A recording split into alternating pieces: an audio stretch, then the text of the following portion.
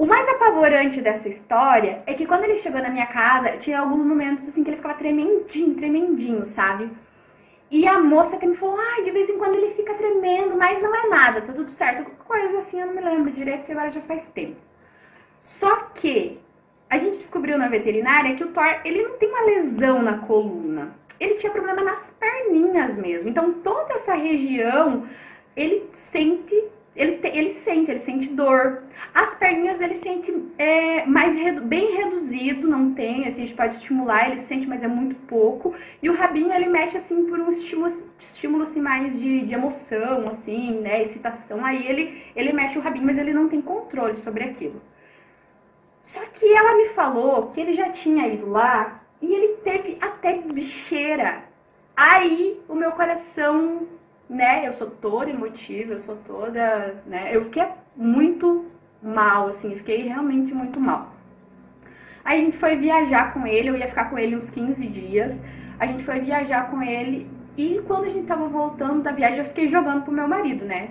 Tipo, eu não ia falar assim, vou ficar pensando, meu Deus, como é que eu vou dar conta, cara, tô estudando, tô trabalhando, tô fazendo um monte de coisa, eu tenho que trocar a fraldinha num gato, né. Já é difícil limpar as caixas de areia, quem dirá trocar a fraldinha de um gato, né? Então, eu fiquei falando pra ele, não, eu vou devolver, eu não tenho como cuidar. E eu vim de lá, vim até uma altura falando pra ele assim, não, eu vou devolver. Esperando uma atitude dele, né? Até que uma altura do campeonato ele falou assim, não, então vamos adotar ele, eu te ajudo, né? Fiz ele se amarrar, porque não é fácil. Passado assim, a gente adotou ele, aí ele teve vários problemas, né? O que mais me deixou confusa na época foi porque eu levei ele nessa mesma veterinária, foi feito ultrassom, foi feito vários exames de sangue e tal. E beleza, fomos pra casa. Depois de uns meses, se eu não me engano, ele começou a vomitar e ele começou a ficar caído e ele começou a ficar mal. A gente retornou lá, se eu não me engano foi sim, a gente retornou lá. E aí ela fez um exame de fezes.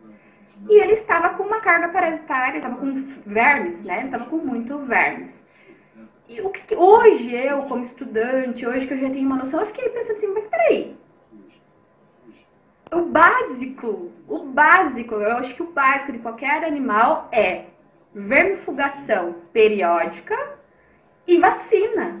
E nada disso ela me orientou. Em nenhum momento ela falou assim, vamos, você já deu vermífugo, você já deu vacina? Eu não tinha noção.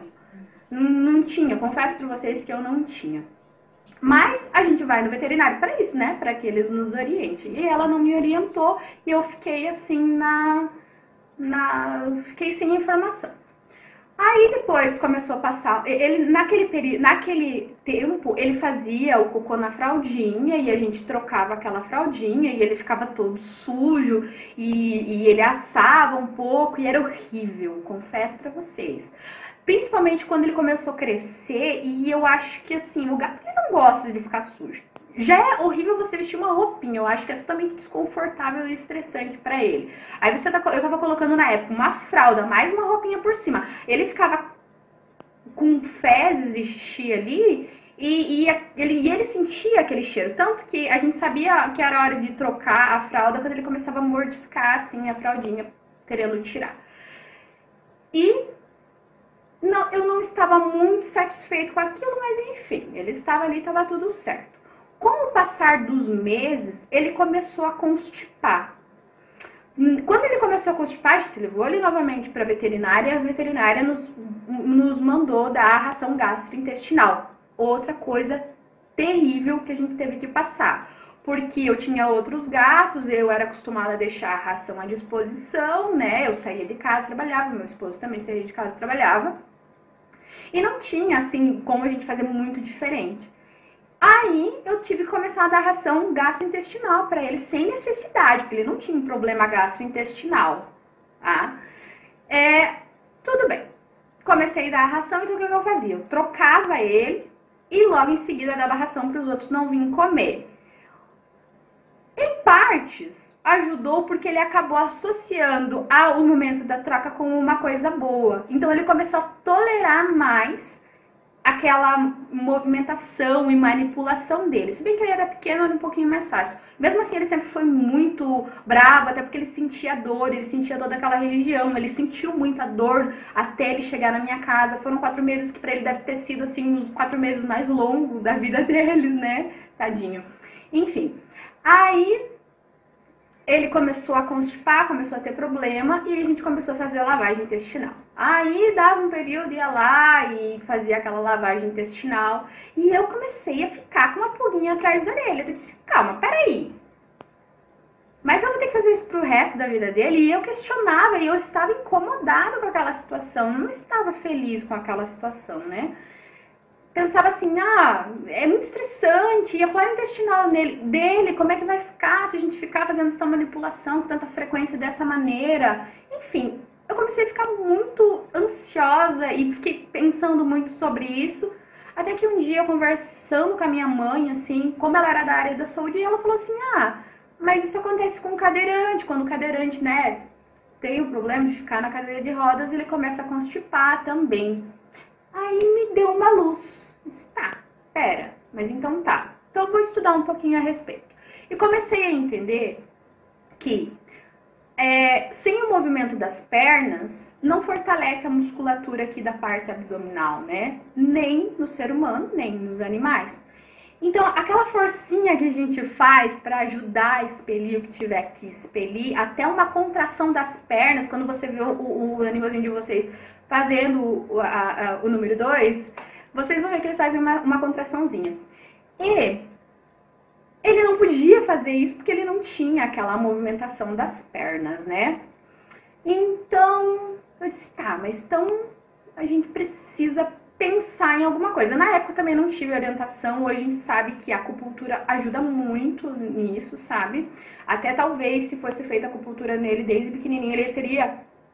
Talvez, né? Não sei, hoje faz muito tempo. Ele teria talvez um movimento das pernas. Eu acho que quem pega um animalzinho na situação dele agora, né? Eu acho interessante procurar um veterinário que oriente essa parte da acupuntura, que vai ajudar a fortalecer a musculatura ali e tal. Tanto que um ser humano que é sedentário, que não caminha, normalmente tem problema de constipação. Então, significa que ele precisa caminhar. Fora que gato não é muito de tomar água. Outro problema que causa constipação, né? Então, vários fatores, o estresse também, porque ele vivia sob estresse o tempo todo. Então, é complicado, né? Mas a gente fez de tudo, até que eu cansei dessa veterinária, acabei procurando ajuda de outra veterinária. Eu lembro que a gente levou ele lá, ela me ajudou algumas vezes a retirar as fezes, porque ele tava vomitando muito. Imagina, ele tranca tudo ali, né? Ele continua comendo, chega uma hora e ele começa a vomitar. Terrível, gente, terrível. Ele ficou muito mal. E eu sofrendo junto com ele, porque, né, eu sou assim. Aí eu lembro que ela foi muito legal comigo, só que logo eu mudei de cidade e acabei perdendo o contato com ela. Mas eu lembro assim que ela falou assim, eu não sei o que ele tem. Ela foi a mais sincera assim comigo. Eu não sei o que ele tem, mas eu vou pesquisar e vou tentar te ajudar. Aquilo foi muito legal pra mim, eu achei muito especial. Só que depois a gente mudou de cidade e numa das vezes que eu reclamei, falei, poxa, não sei o que fazer, compartilhava sempre no Facebook o que a gente estava vivendo, sabe? Depois aquilo foi ganhando uma proporção bem maior do que eu imaginava. Eu comecei a pedir ajuda, a compartilhar o que a gente estava vivendo e uma protetora veio falar comigo. E ela me falou que ela já tinha gatinhos paralíticos e ela manipulava eles para fazer o cocô.